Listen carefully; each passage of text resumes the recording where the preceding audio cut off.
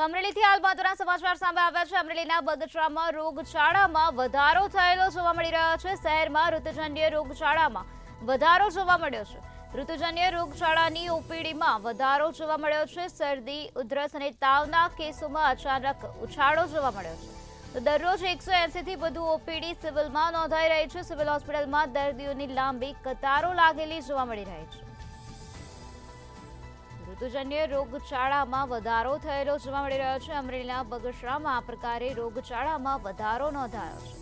શરદી, ઉધરસ અને તાવના કેસોમાં અચાનક ઉછાળો જોવા મળ્યો છે। દરરોજ 180 થી વધુ ઓપીડી સિવિલમાં નોંધાઈ રહી છે। આ સાથે સિવિલ હોસ્પિટલમાં દર્દીઓની લાંબી કતારો લાગેલી જોવા મળી રહી છે।